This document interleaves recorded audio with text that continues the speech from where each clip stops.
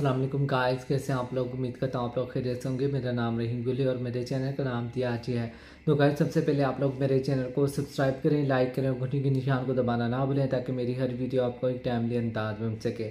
आज हम जिस ड्रामे का रिव्यू करें वो है कफील। कफील ड्रामा बहुत अच्छा था शुरू में, लेकिन अब ये बच्चों की स्टोरी शुरू हो गई है, लेकिन मुझे ये स्टोरी अच्छी नहीं लग रही। लेकिन फिर भी मैं देख रहा हूँ देखिए कि इसका एंड क्या होगा। क्या ज़ेबा सही होगा, क्या ज़ेबा का कफ़ील अच्छा होगा, क्या ज़ेबा को वो मोहब्बत और वो इंटेंशन मिलेगी, क्या ये जो जामी है वो सुधरेगा। लेकिन अभी तक तो वो नहीं सुधरा, उसकी हरकतें वैसी की वैसी हैं। ठीक है, वैसे कोई काम नहीं करता, पैसे हथियाता है, कभी चोरी करता है, कभी क्या बीवी के जेवरात उसने बेच दिए। ठीक है, उससे चोरी कर लिए, उधर बच्चों के पैसे चोरी कर रहा है, बच्चे उससे तंग है। आफ्टर ऑल ज़ेबा ने ये डिसाइड कर लिया कि भाई मैंने इसके साथ नहीं रहना। ठीक है, जब उसकी बड़ी बेटी का रिश्ता आया तो उन्होंने यही कहा कि जामी क्या काम करता है।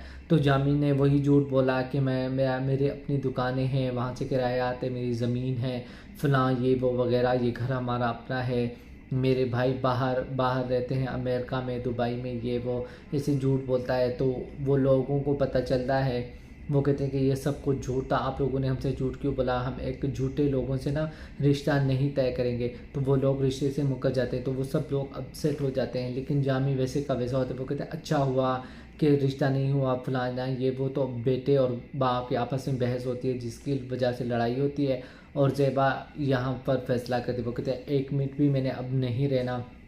पहले मैं अपनी ज़ात के लिए मैं बर्दाश्त कर रही थी, लेकिन अब बर्दाश्त से ये चीज़ें बढ़ रही हैं, मेरे से नहीं बर्दाश्त हो रही। ठीक है, और मैं नहीं चाहती कि मेरे बच्चों की परवरिश ऐसी तरह हो, और अगर इस घर में तुम रहोगी मेरे बच्चों का कोई अच्छा रिश्ता नहीं आएगा। इससे अच्छा है कि मैं यहाँ से अलग हो जाऊँ, जो कुछ फेस करना होगा हम कर लेंगे, लेकिन हम एक मिनट के लिए भी यहाँ नहीं रहेंगे। तो वो लोग यहाँ से चले जाते हैं और एक ऐसे घर में चले जाते हैं वहाँ जहाँ पर वो कुछ भी नहीं होता, लेकिन वो थोड़े से पैसे इकट्ठे करते हैं और फर्नीचर वगैरह लेते हैं, और ज़ेबा का भाई भी उसकी हेल्प करता है।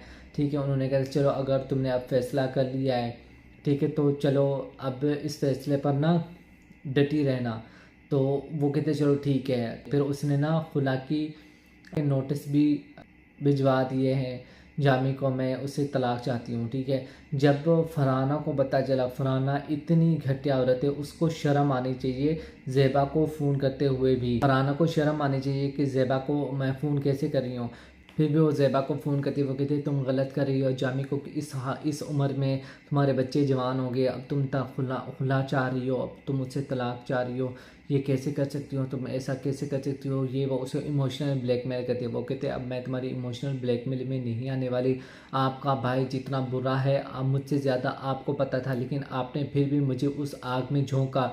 ठीक है, लेकिन अब मैंने अपने लिए फ़ैसला किया है, तो मैं अपने इस फैसले को ना ऑन करना चाहती हूँ, मैं एक मिनट भी नहीं रहूँगी। तो वो भी अलग होते हैं, लेकिन घर वाले सपोर्ट करते हैं। वो कहते हैं चलो ठीक है, जान छूटेगी तो जामी से इसकी जान छूट जाएगी, बाकी बच्चों की शादी होती रहेगी, हो जाएगी, अभी वो छोटे हैं। ठीक है, लेकिन फिर भी वो इतने बच्चे अगर किसी और ड्रामे में होते तो ये कहते कि ये बच्चे हैं, लेकिन ये ज़ेबा का ड्रामा है।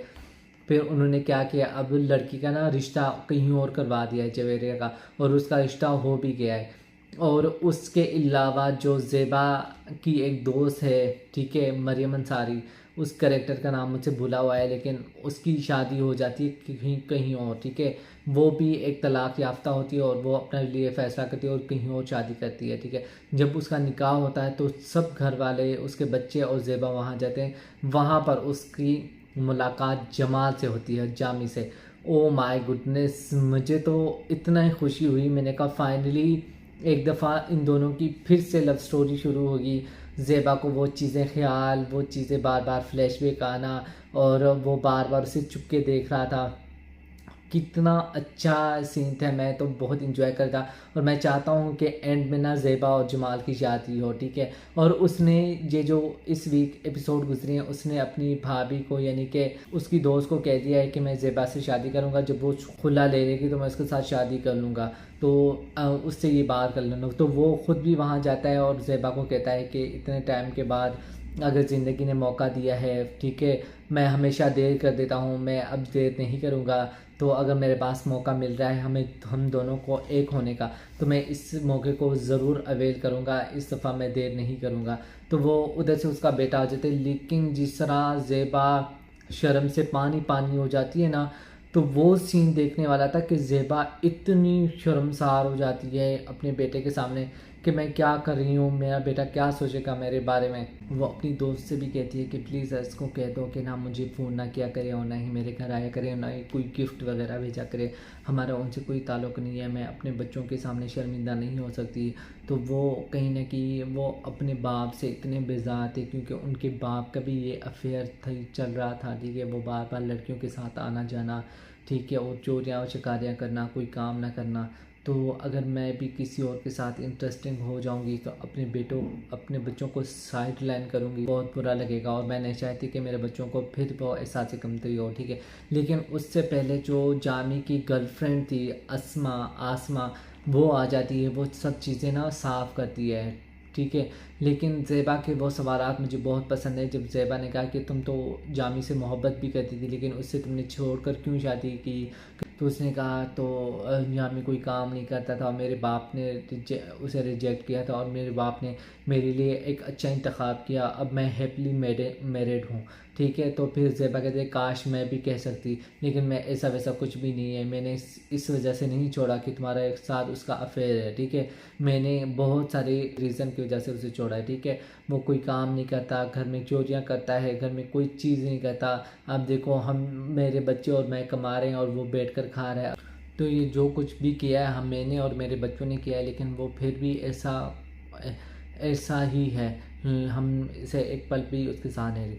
ऊपर से वो नेबर का दिखा रहे, नेबर ने जो शादी की है सैफ ने, उसकी बीवी इतनी घटिया औरत है, बार बार अपनी माँ को एक एक चीज़ें बताती है, फिर वो उसे कमतर समझती है, ये वो। फिर उसके माँ बाप, फिर उसकी जॉब चली जाती है, उसकी पास गाड़ी होती है वो भी कंपनी वाले ले लेते हैं, तो काफ़ी मुश्किलात का सामना होता है। ऊपर से वो एक्सपेक्ट कर रही होती है, तो वो अपने माँ बाप के घर चली जाती है, हालांकि वो एक मजदूरी करता है, ठीक है। फिर भी वो पैसे वगैरह अपनी बीवी को भिजवाता है, ठीक है, फ्रूट्स वगैरह भी भिजवाता है। लेकिन वो घटिया औरत अपने माँ बाप के सामने ना बस उसे जलील करती रहती है, वो चीज़ें फेंक देती है, और मोन नौकरानी जो लेकर आती है वो कहते हैं ये फ्रूट तुम ले जाओ, ये पैसे वहाँ रख दो। और फिर उसकी माँ को वो कहती है, अपने भाई को और माँ को कहती है कि ये पता नहीं क्या साबित करना चाहते हैं, मेरी इंसल्ट कर रहा है कि मैं उसका ख़र्चा उठा रहा हूँ, ठीक है, ऐसे खर्चे नहीं उठाए जाते, ये वो वगैरह, वो इतनी बातें करती है, ठीक है।